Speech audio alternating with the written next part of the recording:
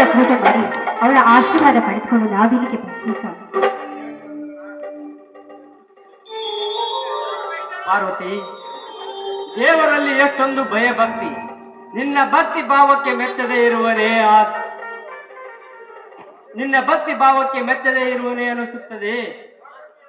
ಪರಶಿವನ ಸತಿ ಪಾರ್ವತಿಯ ಪ್ರತಿರೂಪ ನೀನು. ರೀ, ನನ್ನನ್ನು ನೀವು ಅಷ್ಟೊಂದು ನೋಡಬೇಕು ಸ್ವಾಮಿ.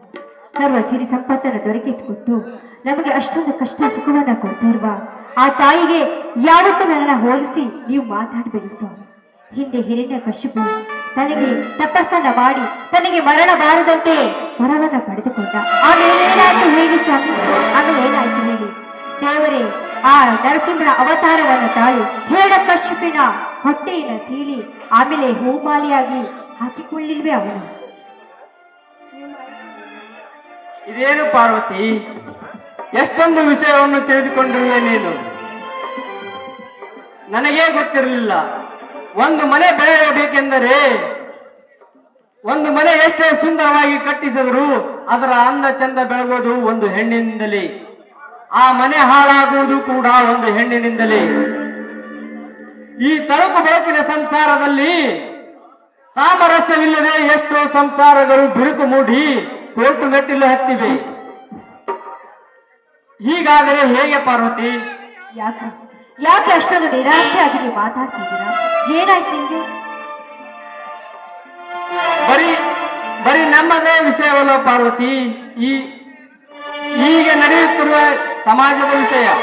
ಹೌದು, ಅದು ಹಾಗೆ ನಡೀತಾ ಇದೆ. ಆದ್ರೆ ನೀವು ಹೊಲದಿಂದ ದಂಟು ಬಂದಿದ್ರಲ್ಲ, ಹೋಗಿ ಬನ್ನಿ, ಊಟ ಮಾಡೋಣ. ನಾವು ಊಟ ಆಮೇಲೆ ಮಾಡಿದ್ರಾಯ್ತು. ನನ್ನ ಮನ ತಣಿಸಬಾರೆ, ಹಾಡನ್ನ ಹಾಡಿ.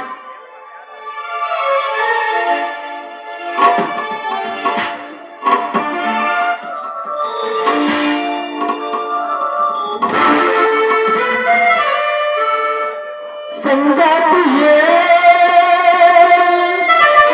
ಸಂಗಾತಿಯೇ ಸಂಗಾತಿಯೇ ಸಂಗಾತಿಯೇ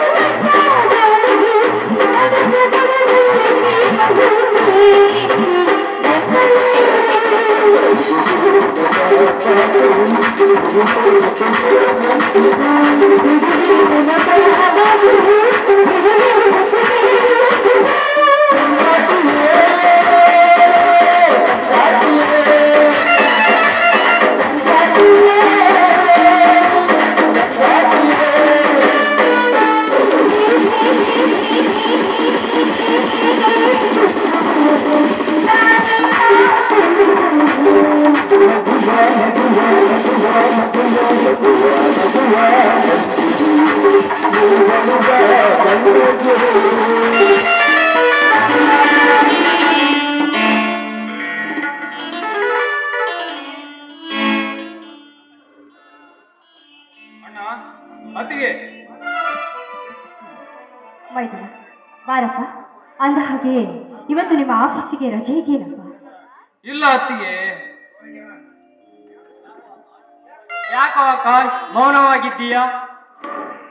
ಏನಂತ ಹೇಳಲಿ ಅಣ್ಣ, ಈ ಹದಗೆಟ್ಟ ವ್ಯವಸ್ಥೆಯಲ್ಲಿ ನಾನು ಸರಿಯಾಗಿ ಕೆಲಸ ಮಾಡಲು ಆಗುತ್ತಿಲ್ಲ. ಅದೇ ನನಗೆ ಬೇಜಾರಾಗಿದೆ. ಯಾಕಪ್ಪ, ಯಾಕೆ ಈತ ಇಕ್ಕಟ್ಟಿಗೆ ಸಿಲುಕಿಸ್ತೀನಿ? ಅಧಿಕಾರವಿರುವ ನೀನೇ ಹೀಗೆಂದರೆ ಹೇಗೆ ಆಕಾಶ್? ವ್ಯವಸ್ಥೆಯನ್ನು ನೀನು ಬದಲಾಯಿಸು. ನೀನು ಎಲ್ಲರಂತೆ ಅಲ್ಲ ಎಂಬುದನ್ನು ತೋರಿಸು. ಆಕಾಶ್, ಇಂಥ ಸಮಯ ಬಂದಾಗ ಮೇಲಾಧಿಕಾರಿಯವನ್ನ ಭೇಟಿಯಾಗಿ ಅವರಿಂದ ಸಲಹೆಯ ಪಡ್ಕೋಬಹುದಿತ್ತಲ್ಲಪ್ಪ ನೀನು. ಅತ್ತಿಗೆ, ಇದು ಭ್ರಷ್ಟರೇ ತುಂಬಿರುವ ಲಂಚ ಸಾಮ್ರಾಜ್ಯದ ಯುಗ. ನಿಷ್ಠಾವಂತ ಅಧಿಕಾರಿಗಳನ್ನು ಎಲ್ಲಿ ಅಂತ ಹುಡುಕಲಿ ಅತ್ತಿಗೆ, ಎಲ್ಲಿ ಅಂತ ಹುಡುಕಲಿ. ನಿನಗೆ ಬಂದ ತೊಂದರೆಯಾದರೂ ಏನು ಆಕಾಶ್? ಅಣ್ಣ, ಈ ಊರಿನ ಶ್ರೀಮಂತ ಕಾಳಿಂಗರಾವ್ನ ಹಳೆಯ ವಿಕ್ರಮ್ ಇಂದು ನಮ್ಮ ಆಫೀಸಿಗೆ ಬಂದಿದ್ದ. ಊರಲ್ಲಿನ ಅಭಿವೃದ್ಧಿಗೆ ಬಂದಿರುವ ಬಿಲ್ಡಿಂಗ್ ಕಾಂಟ್ರಾಕ್ಟ್ ಅವನೇ ತೆಗೆದುಕೊಂಡಿದ್ದಾನೆ. ಅವನು ಕಟ್ಟಿದ ಬಿಲ್ಡಿಂಗ್ಗಳು ತೀರಾ ಕಳಪೆ ಮಟ್ಟದ್ದಾಗಿವೆ. ಎಲ್ಲ ಫೈಲ್ಗಳಿಗೆ ನನ್ನ ಸಹಿಗಾಗಿ ಬಂದಿದ್ದ ಅಣ್ಣ. ಅದಕ್ಕೆ ನೀನೇನೆಂದೆ ಆಕಾಶ್? ಮಾಡುವುದಕ್ಕೆ ಆಗೋದಿಲ್ಲ ಅಂದೆ. ಸರಿಯಾಗಿ ಹೇಳಿರುವೆ ಆಕಾಶ್.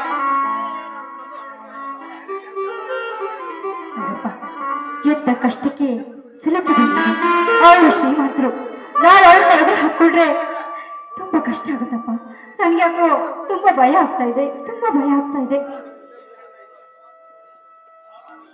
ಪಾರ್ವತಿ, ಏನು ಹೇಳುತ್ತಾ ಇದ್ದೀಯ? ಧೈರ್ಯ ತುಂಬುವ ಸಮಯದಲ್ಲಿ